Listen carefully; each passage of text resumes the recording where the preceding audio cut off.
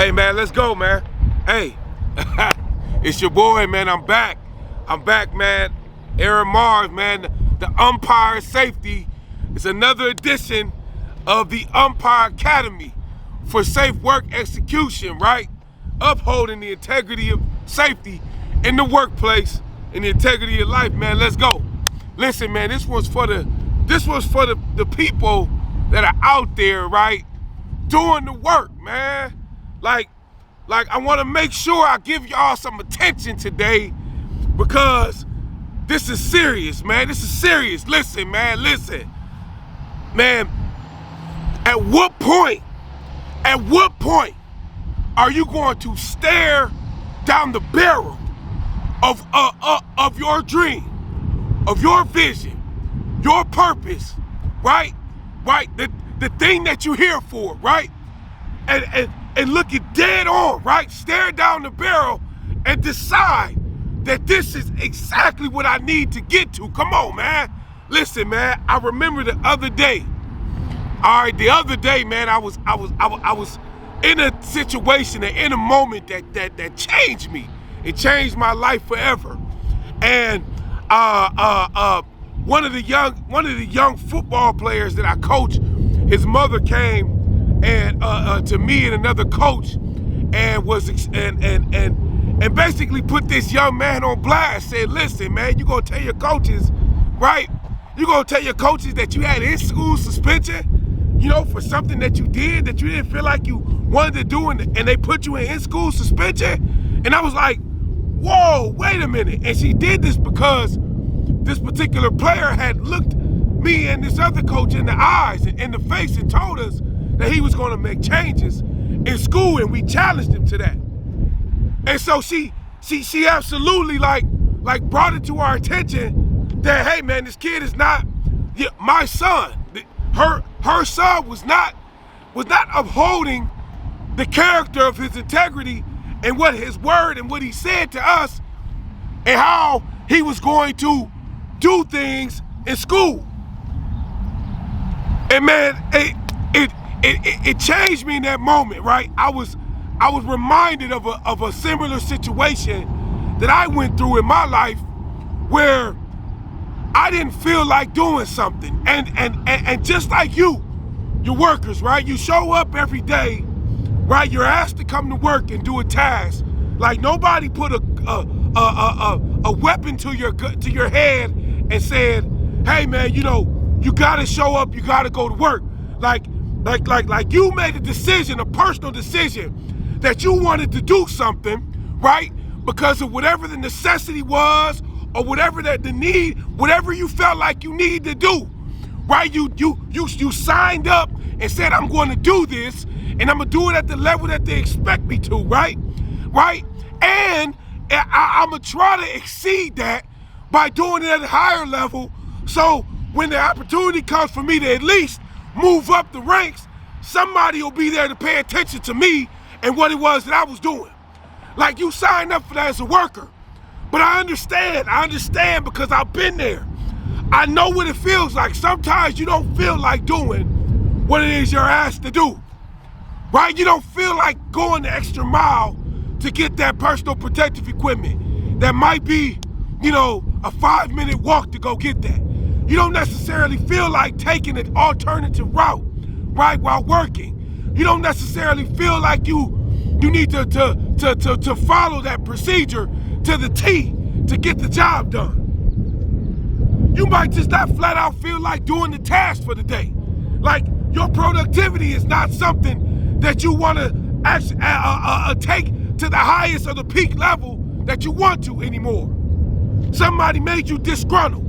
Somebody got on your nerves. Somebody is overlooked you for something. And because of that, right, you don't want to do what you're asked to do. And just like this kid, right, this kid was being asked to do something. The mother asked the kid, like, why did you do what you did? Like, why are you making decisions and doing things based on whatever?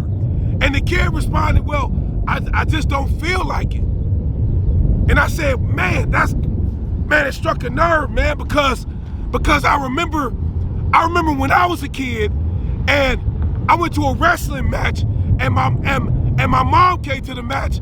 I hated the sport, but I said I would do it because I wanted to become a better football player. And I remember laying down on a match, like letting the kid pin me that had no business beating me. Like, she knew what kind of kid that she raised. She knew what kind of kid I was. She knew what kind of work ethic I had, right? Like, she had a plan for my life. She was the one, like, she knew what it was that I was capable of doing. And she watched me lay down. And as a result of that, I lost the match. I was okay with that at the time. But when I saw my mama's face, it changed me. Like, this kid looked at his mother and her tears were coming down her eyes and her voice inflection changed. And she said, when is it going to be enough? When are you going to take this serious? And I remember my mom having the same conversation, like, you said you wanted to do this. You said you wanted to be great. You said you wanted to accomplish things. Like, you signed up for this. This is what you said you wanted to do, and you're not putting forth any effort to do it. And so I ask you today, what is it about your dreams, your vision, like it's calling you out right now? Like, it's calling your name. Like, stop negotiating with the distractions in the workplace and things that people are doing to you and what the organization is not doing for you. There's no negotiation for what it is you're supposed to be getting to in this life. And every moment that you have an opportunity to step foot in this work atmosphere, on this job, to do what it is that you're asked to do, is practice every single time. Just like the wrestling thing. I signed up for that because football was the thing I wanted to excel in. If I don't take every match serious, if I don't take every practice serious for wrestling, I might not feel like I want to do it. But absolutely, when I got to high school, right, I became a starter as soon as I touched the football field, right? In fact, my whole 4 years, I became the top lineman in the school. Like, this thing is not a thing to play with. Stop cutting corners at work. Take the safety program serious. But more importantly, look at that dream. Look at that vision. Stare down the pipe at what it is that's calling you out. Because it's like that kid's mom and my mom, they called us out with tears in their eyes and said, when is it going to be enough? When are you going to take it serious? And you got to understand, man, this is not cute. Like there's people connected to what it is that you're supposed to be doing. You signed up for work, right, to satisfy an immediate need. But there's a bigger picture, and I want you to get back to that. Understand what it is that you want to accomplish in this life. Man, you might have parents that are getting elderly that's going to need you to be in a position to where in their retirement years or in their golden years, you can kind of help them out along the way, just like they helped you. You might have children that want to go to college, and you know for a fact, on your salary, on your hourly wage, on what you bring home a week, you can't get it done. But you got an idea, you got a dream that you wanted to open up a restaurant, or you wanted to open up a cleaning business, or you wanted to start a transportation company, or you wanted to do something online, marketplace where you buying and selling goods. You know you wanted to do something to be able to afford to do that. Time is running out. Time is running short. We only have a season to do what it is to produce the fruit that we need to produce. We got all the sun, we got all the rain, right? We in the right soil. And today has got to be the day that you got to flip the switch. I told that young man in that moment, I said, when my mom called me out and she had tears in her eyes and she said, when is it going to be enough? The same words that his mom was using and flipped the switch on me.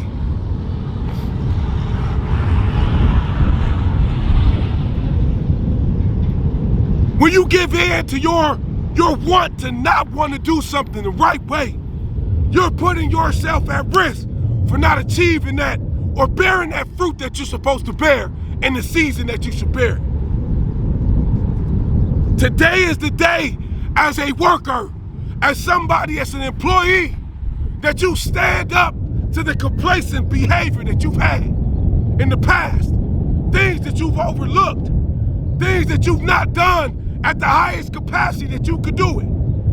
Today is the last day for that.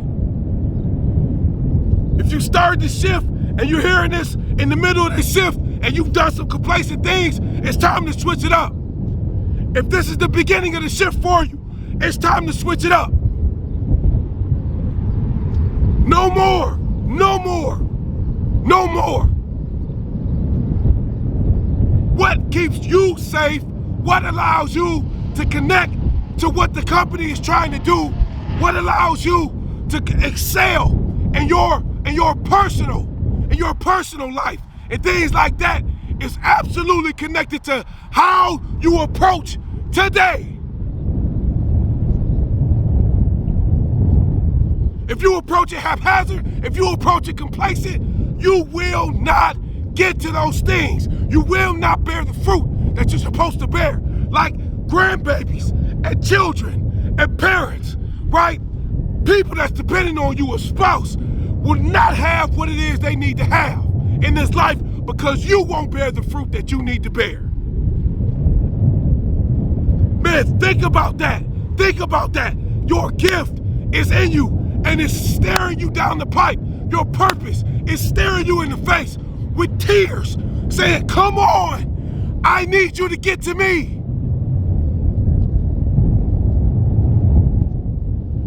This is bigger than just what you want to do in this moment or what you don't. You do and you do not feel like. I need you to get to me. I need you to do it at the highest level.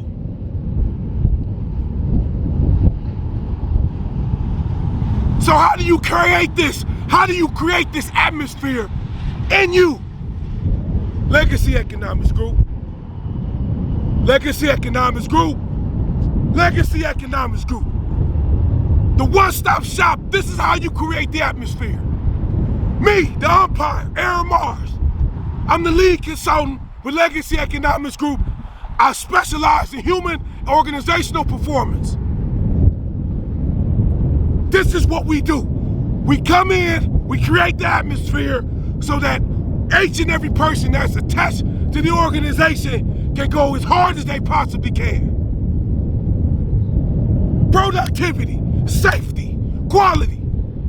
No matter what, they're gonna go as hard as they possibly can.